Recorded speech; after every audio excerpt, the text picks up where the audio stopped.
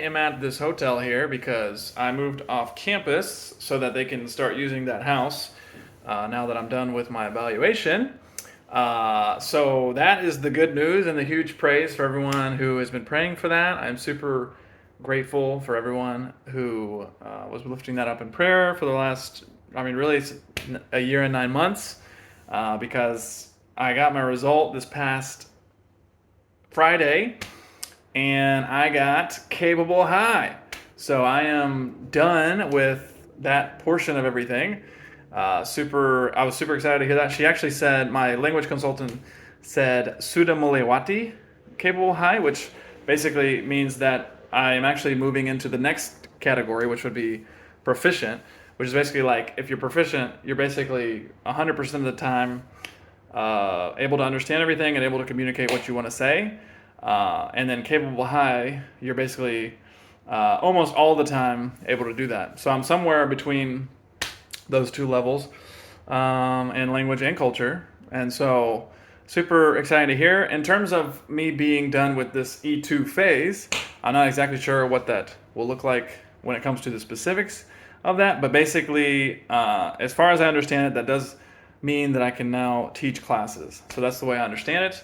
But yeah, so that's super exciting, and all that hard work definitely has paid off. So I'm super grateful to everyone who has been lifting that up in prayer because that is a huge relief, and just kind of like, all that work for a good result, for a much desired result. So that's the praise for this week. Just got back from the repair shop with my motorcycle, so that's all squared away now. Good to store that away for 5 or 6 months now. But for my prayer request this week, I would just ask that you would start to lift up my furlough, or as we would call it, home assignment. So basically that is starting this Friday. I will be getting on a plane and meeting a friend from Hong Kong first.